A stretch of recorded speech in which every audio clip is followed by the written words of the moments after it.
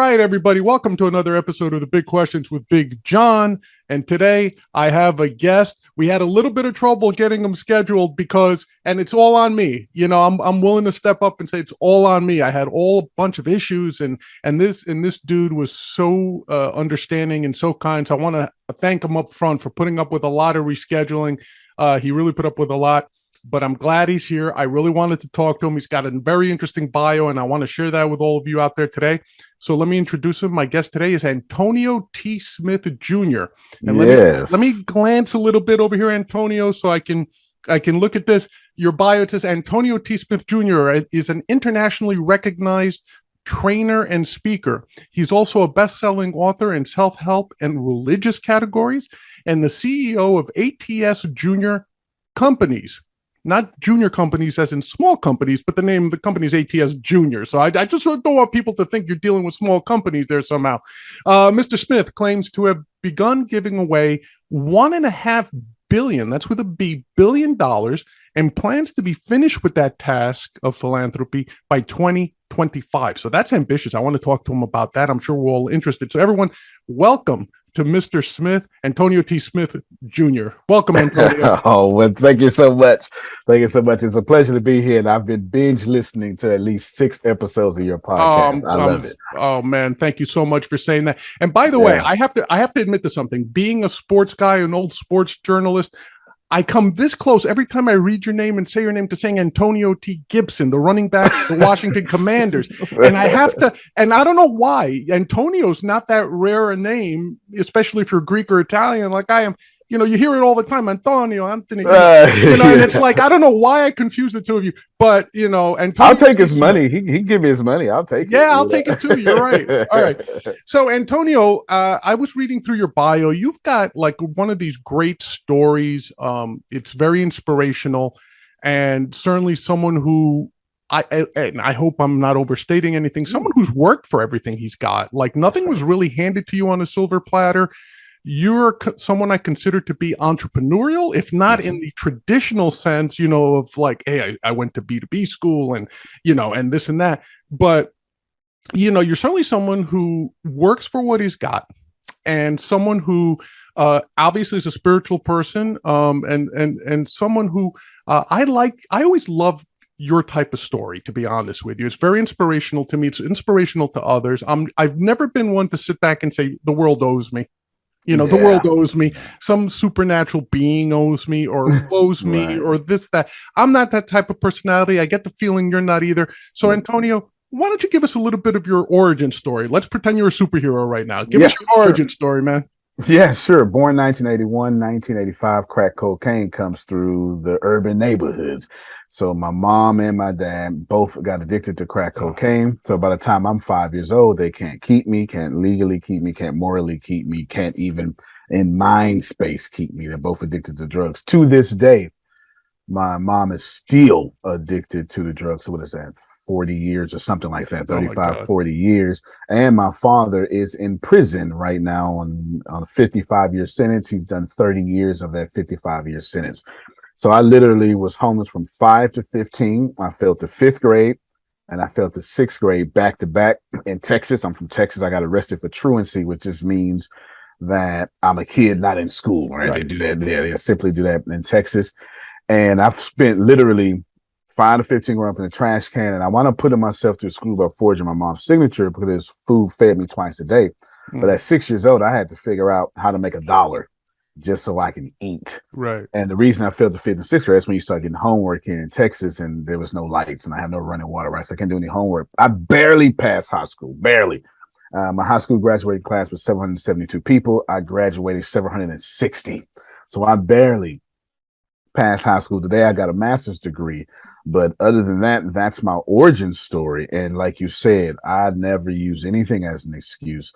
I'm not even one of those people that offer excuses. I had to figure out how to make money at 5 and 6, and now essentially that made me too smart to be broke when it comes to finance. Now, you know something, Antonio, I don't know, you say that almost casually, and I get it, it's not something you're gonna, but I don't know if people really appreciate what you just said. At 5 and 6, you're out trying to make a buck so you can eat.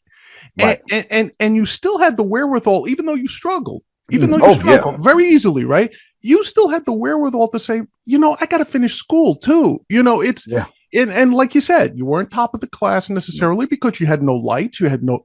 I'm assuming you barely had a place to sleep with a roof over your head. Yeah, I slept in a city dumpster. I slept in a city dumpster on 40, Okay. 45th and like Winnie in Galveston, Texas. This is I don't know if people appreciate that. Like I'm blown away by that. Just that because like I have to tell you, my father growing up, my father's an immigrant to this country, so I was the first Right. generation born here, and he had to tell me stories about what it was like growing up under the fascist and Nazi Right. occupation of his island in Greece. And he was like a young teenager. So he was like Yeah. 12, 13. So he was double your age at that point. And I had to hear stories of him having to eat snakes, like catch and kill snakes and kill porcupines and skin them so his family would have a little bit of meat to eat and that sort of thing.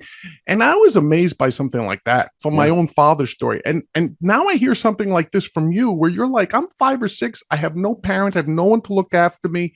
Literally have to fend for yourself. The definition of fending for yourself. Absolutely.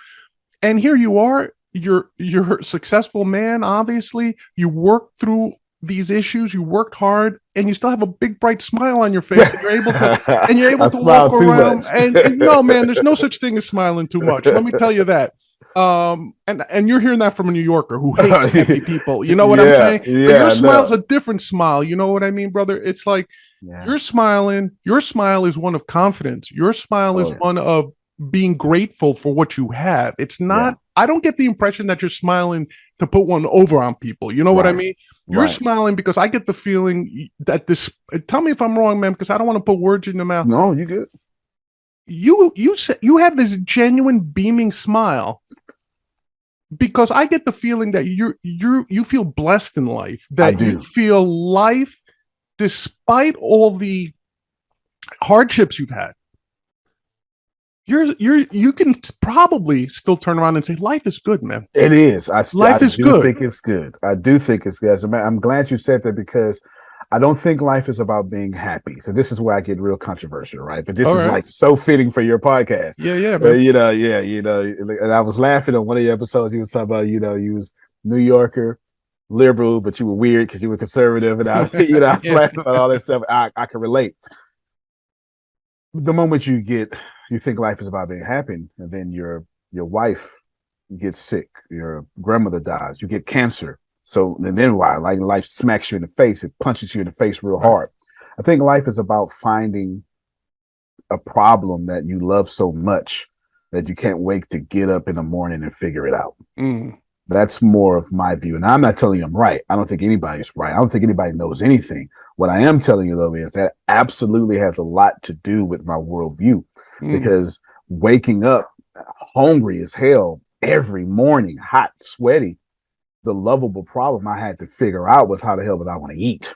This was a problem I had to fall in love with to live. As a matter of fact, I said this way: the man who falls in love with the destiny will always, the man who falls in love with the journey will always travel further than the man who falls in love with the destination. I see what you're saying. Yeah. Right. You know what I'm saying? So that is why I'm happy, because I just enjoy the journey. It just is. I shouldn't be here. There's no way. I walk in rooms. I'm doing $33 million deals with white men across the table. I'm a black man with dreads. You know what I'm saying? And a lot of people in the room just had to walk a straight line for 85%. I had to be homeless, get molested, get raped while being homeless, fail the 5th grade and the 6th grade and all sorts of stuff just to open the door to sit in that room. So that joy comes from that, man. Absolutely. Yeah, and there's a couple of things you said there that I find super interesting. So the first one is, I agree with you. I don't know that I would say I fall in love with a problem, but I am intrigued by issues. Like, my wife always, people ask her, what does your husband do for a living? And my journey has been crazy, man. I mean, I went to college, I got a degree in biology. Then I said, then I got a degree in computer science. Then I said, I like Wall Street. So I spent time on Wall Street learning how to trade and work with foreign currencies. Then I got into data analysis. So my whole journey, people look at me and say, how many different things? You're a straight thinker. Yeah. But what I tell and what my people, I love my wife's description of me. She said, the people say, what does your husband do for a living? What does John do for a living? And she just goes, he counts things for people, which almost sounds simplistic. But when you think about it, everything I've done in life involves numbers. It involves having an equation, having a problem, and saying, what's the answer here? And how does that answer help someone, right? So that's my journey. My journey is looking at numbers, and I'm not a math genius, by the way, but I just like looking at numbers, writing code, things like that. And it applies to just about everything in life. But that journey, I love what you said when you said you fall in love with a problem, or you wake up saying, how am I going to fix this particular problem? Right. And then once that problem's fixed, you move on to the next one. Right. You get bored. Yeah. Now, the second thing, it has to be addressed, man, because I was thinking that. You said, here I am sitting across white men, and here I am with people who haven't had the zig and the zag that I've had to go through life. They've had pretty much a smooth ride. By smooth, it doesn't mean they didn't work hard. It just means they didn't have to overcome necessarily the issues you've had to overcome. Right. So in your mind, in your heart, do you look at it and say, man, that's not fair? That's not fair. Why do these guys get a free ride? Or in the alternate, let me throw it out there. You answer both any way you want. Have you felt resistance from not necessarily white men or white women or whatever, from other people who have not been in your shoes, saying like, what does this guy really know? Can I do a deal with this guy? Really? Because I look at his history, have you run into that? If you have, what does it do to you? Talk to me about that. Okay, I'm so excited about this question. It has like three different answers. For one, white people love me. And here's the deal. And this is not, I'm not someone who chases, there's a phrase out there, white trinkets. You understand? So I don't need rewards. I have my own economy. Right. As far as the question goes, when I say white people love me, it's because I'm not making excuses. And I am not asking for anything. I am figuring out how things work, like the coding and the biology. And I started to get my doctors in mathematics. But by the time that I figured out I was going to go to University of Houston, I was a millionaire. So I was like, I'm not going to school, right? But so that stopped me from going to get my doctorate in mathematics. But it's the opposite. I never get resistance from people who, as a matter of fact, correction or criticism never comes from people who make more money than you. Correction and criticism always comes from people who don't make more money than you. So typically I hang around billionaires, or I'm in a room with billionaires. And then when you make more money than someone, you're happy to lift them up instead of the opposite of resistance. When I do get resistance, it's typically the cognitive dissonance that's created from the age. Since I'm so young, there's a resistance of me being so smart or so well off at such a young age. I do feel that resistance. And if you don't mind me asking, how old are you, Antonio? I'm 41 now. I just turned 41. All right. Okay. Yeah, but I haven't had a job since I was 29. Yeah, you're still a young man. You still got your whole life ahead of you. Yeah, and I became a millionaire somewhere like 35. So somewhere around there. Yeah, what I'm saying? Something like that. It was in 2016. So whatever the age difference is there. So I love that question. Here's the cool thing. I would never say I don't see white and black, because I think when people say that, they're crazy. Right? We all know there's one human race. Well, we don't all know that, but we should all know that. But, besides that, there are different advantages and disadvantages. Me, it's the exact opposite. When I walk into a room when people had an easier path, it doesn't make me resistant. It doesn't make me jealous. It makes me feel like the most powerful person in the room. Interesting. Maybe that's that entrepreneur spirit coming out, or maybe through nature versus nurture, that growing up homeless in a trash can, I have to have that. I have no idea what it is, but I do know that every time I go somewhere, I'm always comfortable in my genius level. So you always meet me in what I'm good at and what I like doing. So I'm always happy for other people, because when you're absolutely enthralled and enveloped in your own happiness, you don't give a damn what anybody else thinks. You know what I'm saying? So that's what I think about that. Yeah, and it's interesting because I've said it on a couple of other shows when I've had other guests who are of that mindset, which I find fabulous. When I was young on Wall Street, now I think I mentioned earlier, I went into Wall Street as a scientist. I didn't go in as a money guy. I went in as a biologist and as a computer scientist. And I'm like, okay, how does Wall Street work? Because I was getting married. I was engaged. I said, I need to earn some money. I respect biologists. They don't earn any money. They can't support a big family, right? Understood. So I went to Wall Street and I had this this boss who was your stereotypical New York Jewish banker. The only reason I phrase it like that is because if I go into the caricature, everybody immediately knows who I'm talking about. Exactly. So I it's know this exactly guy who's a little bald on top. He's only got the horseshoe hair, and he talks like he's from Brooklyn and he should be a rabbi, and he talks like that. And he took me under his wing. Now, he had no reason to take me under his wing because I was a newbie. I every question you can imagine. Really, what's a currency trade? What's spot mean? What's a future trade? What's the future valuation of money? What's MPV? Like, I didn't know any of that stuff going in. But for whatever reason, he took a shining to me. And when he was interviewing me, he said, I think I could help this kid. And he always said to me, he goes, Professor, as you get old in life, you want to make sure that when you're a manager, you surround yourself with people who are much smarter than you, that can show you something. The people who surround themselves with yes men, they fail, all the time. And at the time, I didn't realize. I was too young. I was 25. I was too young even then to understand the power of what that meant. When I left him, when I went to get another job, and when I became manager and I had people of my own whose careers I was molding, then it hit me. Right. Then it hit me. The wisdom of what he meant by that. Be the dumbest person in the room. Right. Be the stupidest person in the room. Not because you think you're stupid, but relatively speaking, surround yourself with people better than you. And that's like what you just said, right? Absolutely. When I'm surrounded by billionaires, there's no hate. There's no hate. There's no jealousy of those billionaires. You're like, maybe I can learn from them. Yeah. Maybe they can show me. I'm not smart enough to know everything.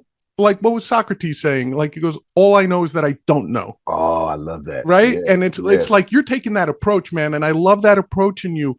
And that's why I said when I read your bio, I got all excited. I wanted to talk to you because, like, man, you've overcome so much. But all right. So that's sort of like what you're building up. Now, the other thing I saw about you mentioned you got, was it a master's in math or a PhD? What did you get? So I've got, actually, my bachelor's is in Christianity, my minor is in biblical languages, and my master's is in theological studies. So Okay. I went the whole scholar, Jewish, but with a strong focus on Jewish covenants. So Jewish covenants is what I did there. And then I tried to flip and go to be a quantum physicist.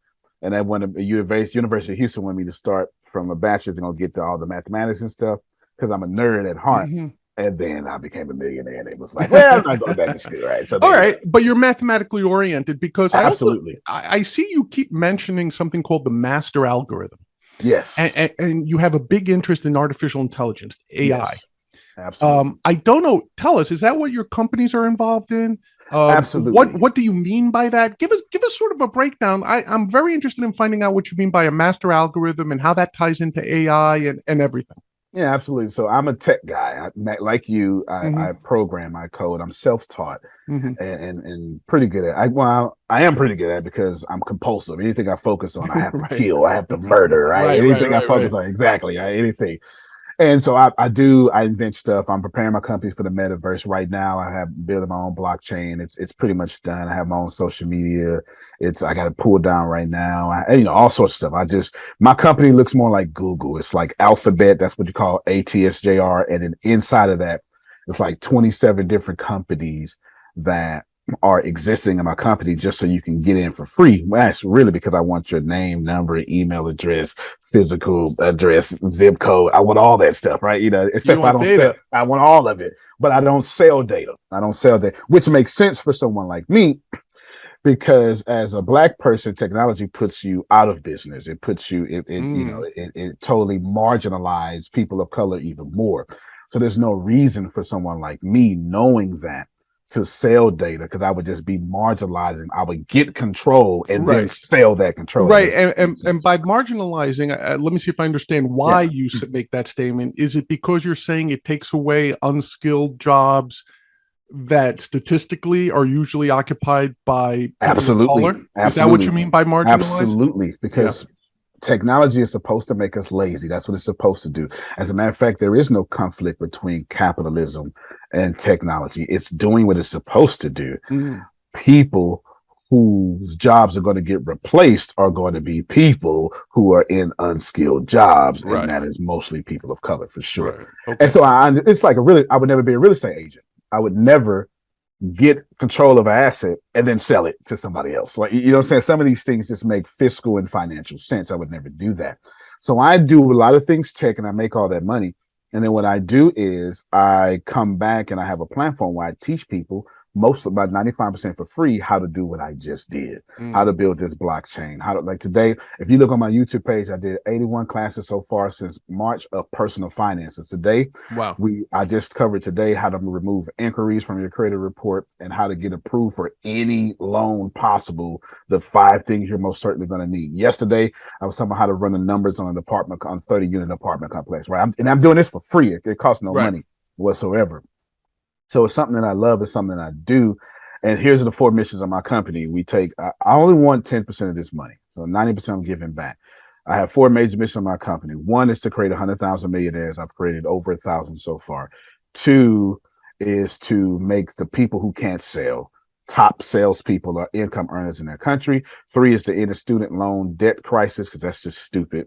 And 4 is to end world hunger. So I have lots of percentages allocated. Every time a dollar comes in, it goes to adopting children, paying off student loans and stuff like that. So that's where that $1.5 billion comes in at. It's tied into the growth of my company. And I like that you have a feedback loop built into that, because Absolutely. what you're saying is you're being upfront. You're not saying, hey, I'm this 100%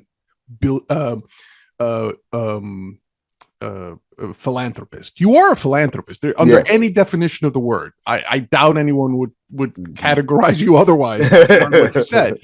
But you're also being upfront. You're saying, look, I'm keeping a percentage for myself. I'm a major capitalist. Yeah, I'm a capitalist. I need to make a profit too, right? But what I also hear you saying, correct me if I'm wrong, is I don't need that much.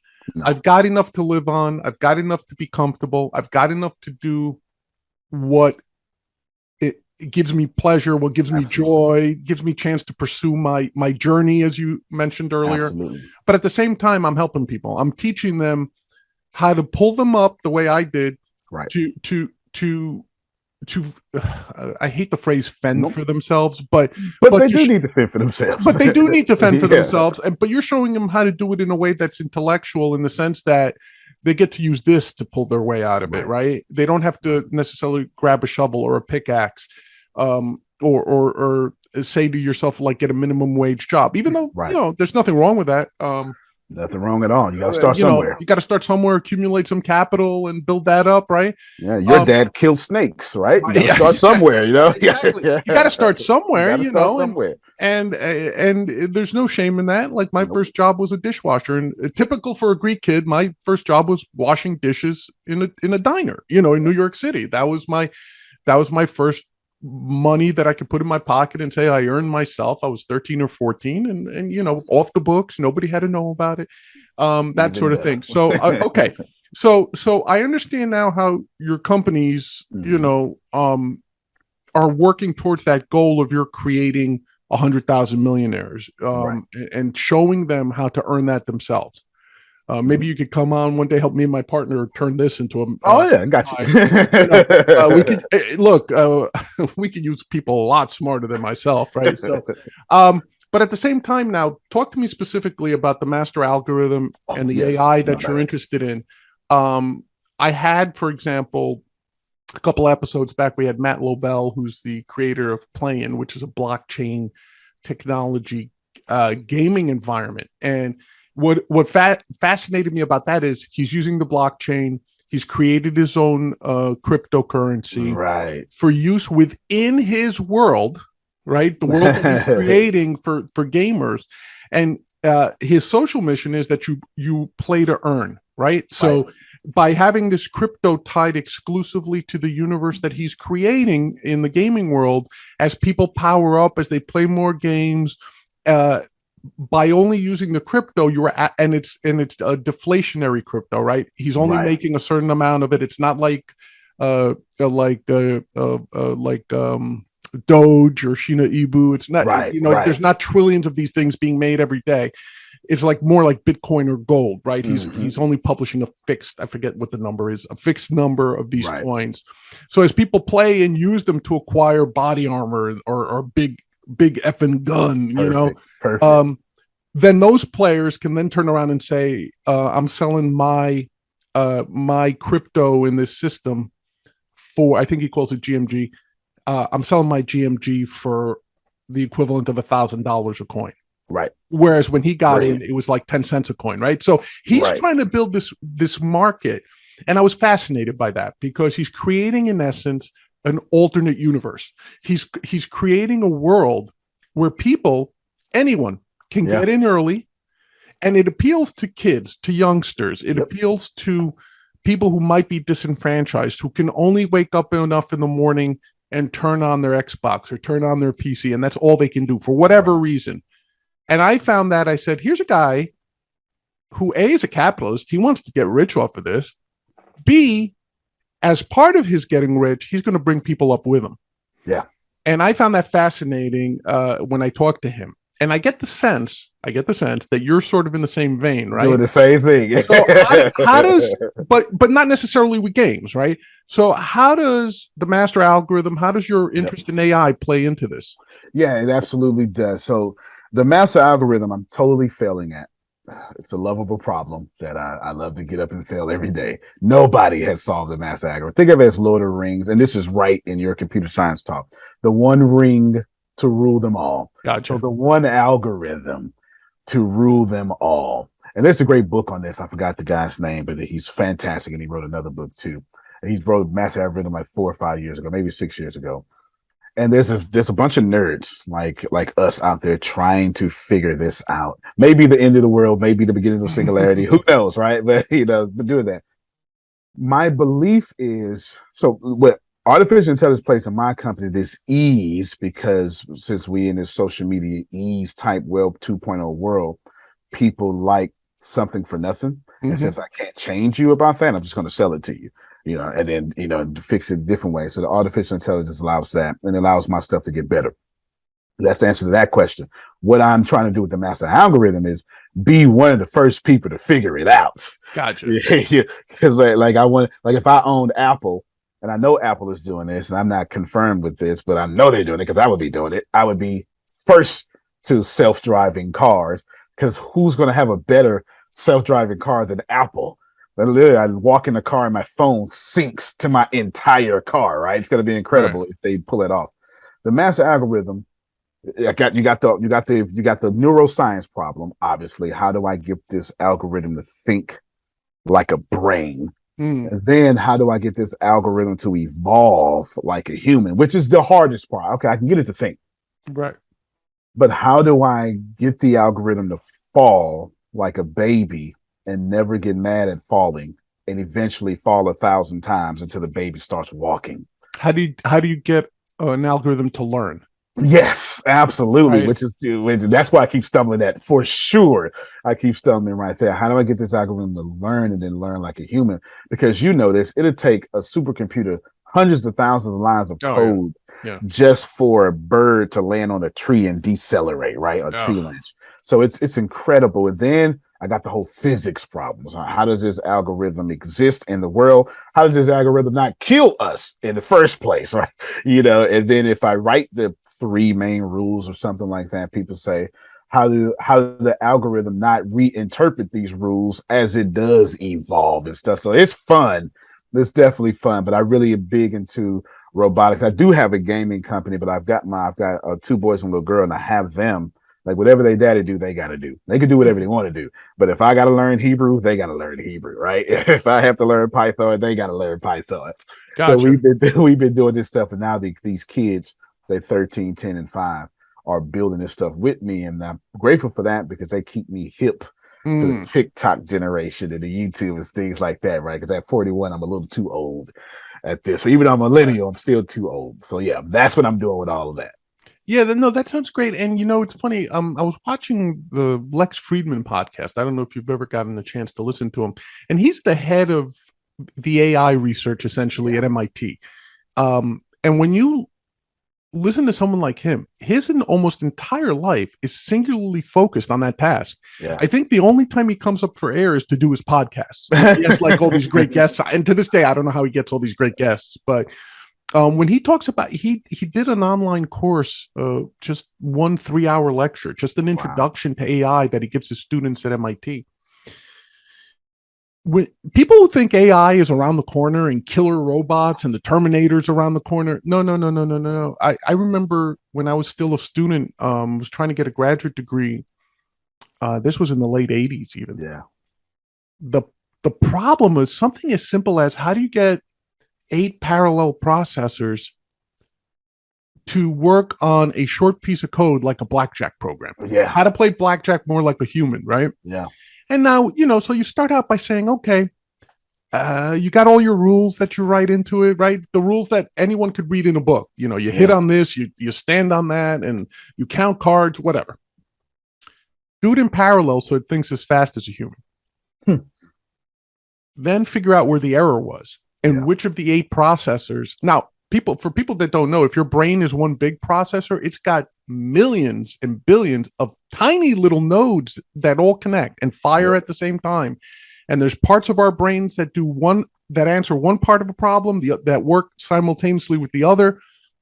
And if you try to map it out, you go insane. Yeah. And to your point, even something as simple as a hummingbird landing on a branch, the deceleration, the optical information going from the eye, the gravity, the wind, when I see something like, say, Elon Musk's spaceships auto landing somewhere, I'm blown away. Me too. I can't even begin to fathom how any human could even build the computers that figured that out. And then compete with governments. He's a private human competing with governments. Yeah. You're right. Although I think the government probably would end up screwing up. They have more money and more resources, but I think individuals are what drive us forward. Like, I've never had my faith in institutions pushing society forward. Yeah. Well, that makes you a libertarian, right? Because I'm a libertarian. But even more so, more than politically, I think when people form groups, then the group becomes more important than the person. I agree. Whereas if the person's working on a problem, they have their own motivations. They don't have to worry about it. Like, for you, your motivation was, when you were a kid, I got to eat. My motivation may have been, I want to win an award. Somebody else's motivation might have been, I want to be a millionaire. And if you put the 3 of us in a group, whose motivation comes out first? Wow. What do we, like, to me, that's why groups always keep society straight, meaning that it manages the status quo. Yeah. But it takes all the disenfranchised people that you mentioned. Absolutely. It takes all the people that society is slowly leaving behind. Yep. What do we do with those folks? Yeah. What do we do with those folks? Like, are we prepared to say, let them die? Are we prepared to say, who cares what happens to them? No. Even a libertarian, even an anarchist, I think, would never propose that. You'd have to be a psychopath to propose that. Yeah. But functionally, is that what happens? And I always wonder about that. I know you've got your divinity studies that but I'm not religious at all, though. Right. I'm not religious at all. Yeah. Well, that's why I said divinity studies, right? Yeah, because I think a lot of it, when you please feel free to talk about this, but those studies, like if you listen to Jordan Peterson, for example, he always claims that those religious / biblical / Talmudic or Quran or the Tao, whatever, these are our first hierarchies. These are our first moral constructs as a human race. Whether you believe that they were from a divine source or from a human source or just written up, it doesn't matter. The fact is that a lot of society and morality is based on those things, right? So when someone studies them, as you have, I'm sure that you get insights that religious faith aside, right, you can start to see how that relates to society, right? Absolutely. So, and how does that affect you, by the way? Why don't you answer? How does that affect you in your day to day? I agree with you 100%. Right, I'm nonpartisan, so I'm not left or right. I'm not Democrat or Republican. I'm not libertarian. I have a lot of libertarian in me because I'm a free thinker. So I'll shift. So when it comes to I believe, like, let's just take Christianity for a little bit, and I'll just have people throw stones at me right after this. It's fantastic until you organize it. Mm. Like the worst thing that ever happened to Christianity was the Nicene Council and organizing Christianity. It was a purposeful gathering of people. Ecclesia is the Greek word there. The moment you put a hierarchy on it, it no longer becomes that. So you lose the light, and now you diminish that. And for Kirche, this German word that means to build in, and you go for that. And that's that same concept applies for anything you organize. It doesn't matter. The moment, like, college and university are going through this very same thing right now. The idea actually comes from the church, that they saw everybody building guilds everywhere, and then the church started what we would call colleges now. But now they're no longer giving anybody a return on their investment whatsoever in the 21st century, because it's been organized so much. It's about the endowment and not the return, or not the impact on the community, right? And it's things like that. We've got colleges with endowments greater than countries' GDPs. Yes. And that's what it's about. Yeah. So how it affects me on a daily basis is, as a free thinker, I'm always looking at how we do things. And the number one thing I can gather from what you just said is tell the truth and don't lie. And when we get into organizations, we typically, if we can't tell the truth, at least not lie. But what we do is we start bending and twisting this truth to the benefit of my title, or my command, or my prestige. And the truth stops being about sharing abundance, and it starts being more about protecting my abundance. So now, as reap what you sow, universe, law of attraction, I don't care what you call it, but nobody ever gets away with anything. And we know this. We, like, through human experience, at some point it will catch back up. So I can build a political life. This is why I don't really, I'm not partisan. Well, I'm not partisan for multiple reasons, but mainly politicians don't solve anything. That's an engineer's job. That's a technician's job. Like, when you was in Wall Street, you didn't say, "Oh, let me get a politician." No, you got the Jewish mentor, right? You know what I'm saying? It's time for you to write lines of code. You don't ask your congressman. You write lines of code, and you struggle with that code. You find out that error. You hit command and refresh it. You refresh it. Blah blah blah. On a daily basis, this idea of organizing thing couldn't be more true when you said that keeps society straight. But we're not here to keep society straight. We're here to bend the rules. We're here to know that the things that are built in front of me, and Steve Jobs said this, are made by people no smarter than me. I don't want to get up and go to bed and pay my taxes and die. I want to bend the rules. I want to break things. I want to genuinely invent something new that nobody else invented, because I'm an individual. And when you have that group think going on, you lose that individualism, and you lose this entrepreneurial spirit. Yeah, and everything you've said, I agree with. And what's interesting, I'm a good libertarian. You would be. You would be. I think especially from the free thought perspective, Absolutely. You're very much, I would say, you fall in line with a lot of libertarian ideals. Absolutely, I do. What's interesting to me, though, as you were talking, and I say this to a lot of my guests, because I find that I've been interviewing people of like mind recently a lot. All I could think of is the normal distribution curve in my head. And as you were talking about it, awesome. And for those, again, that don't know, the normal distribution is a statistical model that seems to apply to any human population or biological population, be it bacteria, trees, livestock, humans, it doesn't matter. A normal distribution is what a lot of people refer to as the bell curve. Yep. And it really is a distribution of averages and standard deviations, basically. What Antonio just described, folks, is what's called the right tail of the distribution, which is, what is it, Antonio? 2 or 3 standard deviations. Yeah, that's it. From the average. Now, when you look at it on the positive side of whatever trait you're looking at, those are where your geniuses are. Yep. That's where the people who bring society along are. Like, so if the average is here, you go 1 standard deviation, it goes down a little bit, You go 2 standard deviations, it goes down a bit. You go 3 standard deviations, it's almost at zero. Yep. Because there's only a handful of people. Those are like the Elon Musks of the world, Yep. the Steve Jobs that you mentioned. And it doesn't matter what field you're in. It could be doctors, it could be engineers, mathematicians, actors, musicians like Daniel Day-Lewis, Bob Dylan. They're at that right end of that tail right now. The downside of that distribution is on the left side of the tail, the negative side.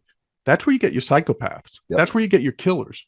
That's where you get the people who are out to destroy society, but not in a good way. They're like your Mao Zedongs, your Stalins, your Hitlers, right? They're all coming from that end of it. Doesn't mean they're stupid. No, they could be extremely intelligent, but they've got some sort of psychopathy that puts them in that, that end, right? So to what you were saying, the bell curve, the hump of the curve, and even a little bit to either side of it, those are the people that keep the ship going straight. They're the ones that prevent the people on the left end from killing us.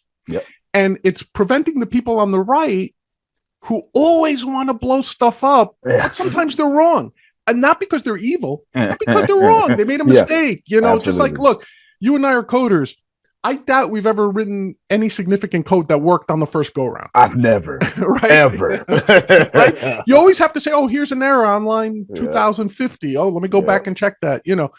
So I understand when people are either conservative, they say they're conservative, or they're just, I'm apolitical. I just want to live my life and provide for my family or whatever. I get those people. I have no ill will, but that's not how we go forward. Nope. We go forward or backwards, depending on which end of those tail distributions are currently running things, right? Now, as optimists, as whether you call us libertarians or religious people or whatever, we're hoping that it's the people at the right end of the tail that are leading us, right? We'll follow eventually, right? The things that were crazy in the 60s scientifically are commonplace now. That's right. Like if someone told you you could have this little thing, like this little thing in your pocket, and you could communicate with just about anybody in the world, it would do things like take your heart rate.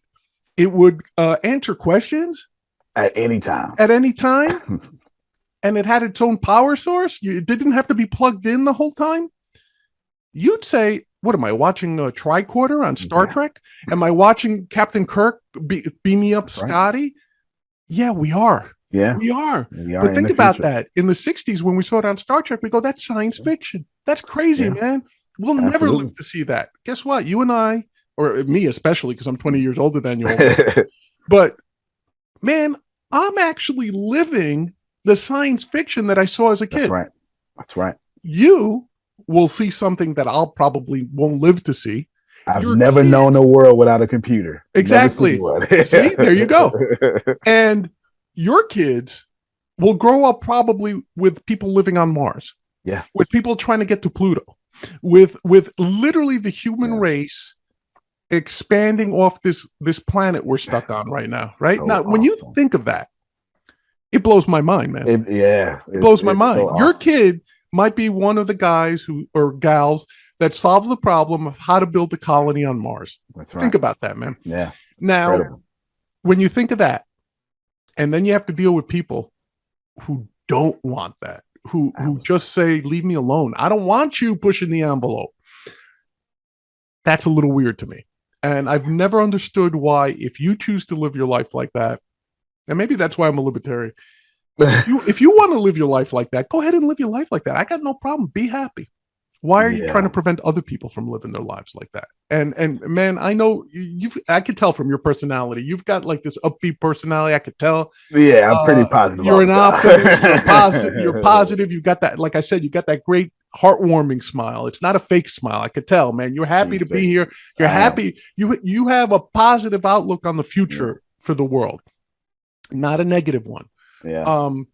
So when you're putting this together, it sounds to me like you're almost less the guy that necessarily expects to come up with this master algorithm, as much as you want to be the guy who planted the seeds and fertilized the soil and watered the minds that are going to come up with that master algorithm. Maybe after you've left this earth, You are a that very they'll be the perceptive ones who are going to come up man. and say, I got it.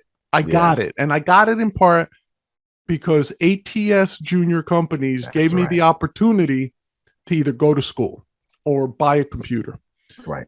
or something to that effect. Am I getting that right, That's Antonio? you are very perceptive. Absolutely, absolutely, you got that right. And it's now I'm weird because I, as a free thinker, I'm a fan of reincarnation.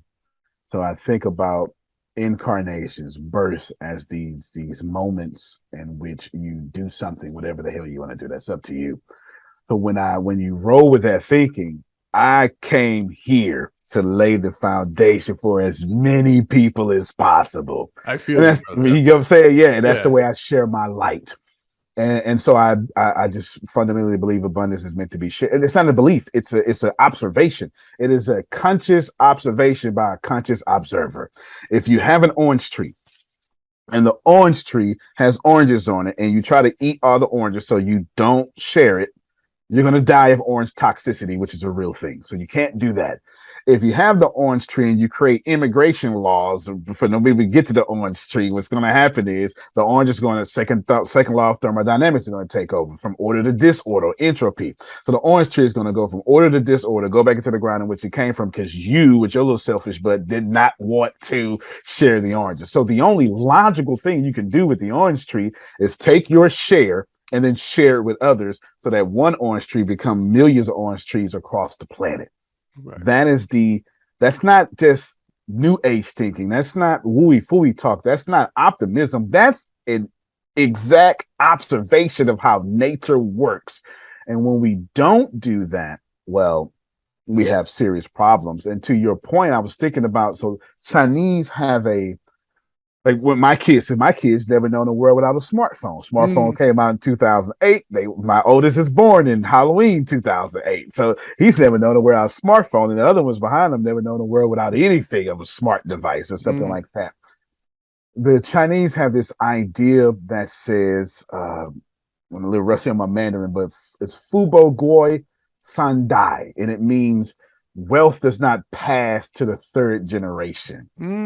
So when you were talking about going to Mars, my bleeding liberal heart now, so I went from libertarian to liberal heart, was like, wait, we got to make sure that this makes sense for the third generation, because typically, like, your dad suffered so you don't have to. Right. One generation. And then your kids are going to appreciate that. But by the time their kids come, they don't have that hustle that your dad had or you had. And so wealth does not last a third generation. And I was thinking about that when you were talking, like, man, it would be so amazing. And then my left scared brain went, holy crap, but we're going to lose it when they get to Mars. Well, so you know, about that. I hear what you're saying, because I'm sort of an optimist, maybe not as much as you, but I am of the belief that life is getting better for everybody. Even the poorest person in the world today is better off than most of the people. 95% of the people were 50 years ago or 100 years ago. Kings in the antiquity and in Hebrew times, kings. You know, yeah. So I believe that. I believe life is getting better for more people. But at the same time, certain aspects of our lives are lost to us. Oh, absolutely. So if you went without power for 3 days, let's say the electric grid failed for 3 days here in the US, how many of us could survive? How many of us could get our food? How many of us would be prepared? Like, there was this great show that said, do you know how long it would take to make a sandwich 100 years ago? Meaning that someone had to plant wheat, had to cull the wheat, had to grind it. Then they had to make, they had to have the water to make the flour. Then you had to bake the bread. Then you had to make sure the bread didn't get moldy. Then you had to have some meat. Then you had to have a chicken laying around that you grew in a coop. So that one sandwich, when you added up all the effort, might have taken you almost 2.5 years to make one sandwich. That's incredible. Think about that. And now, other than me going to the grocery, getting a loaf of bread, getting a half pound of turkey from the deli or whatever, how am I making a sandwich? You know what I'm saying? My life is great in other Yeah. ways, right? I'm living longer than my father did. Yep. He lived longer than his father did, right? We're enjoying Yep. life. More of us are enjoying our children and our grandchildren if that's what we decide to do. But can we make a sandwich? Can we start a fire? Like, Yep. I was in the Boy Scouts. My father made sure I knew how to start a fire without a match Yep. or gasoline or anything. My kid doesn't know how to do that. Yep. Most kids don't know how to do that. Not that it makes me special, but yeah, no. Pull up something called McGuffey's Readers. I was talking to a friend about this. I don't know if you've ever heard of them. McGuffey's Readers were the textbooks in the Little House on the Prairie days. If you think of that show, wow, where you had like all the different classes in one Yep. building, right? They were sitting in the same class. So the teacher had to teach to the same kids. The youngest might have been 7, the oldest might have been 20, but they were getting the same lessons. So how do you do that? They were something called the McGuffey Readers. These were used for kids from, say, 1st grade to 8th grade. I challenge university students today to read to take a McGuffey reader and see if they can answer half the questions in that. The answer is no. I've tried. No. I consider myself an educated man. Yeah. I can't get through a McGuffey's reader, but that was grade school textbooks in the mid 1800s. So on some level, yeah, we're going to Mars. We're building rockets. We got smartphones. We're building AI. We're going to have robots cleaning our house and serving us dinner. I get that. But we can't finish a textbook from the 1800s. Right. And I'm not talking about stuff like who's the king of Lithuania. I'm not even talking about stuff that was contemporary. I'm talking about basic math.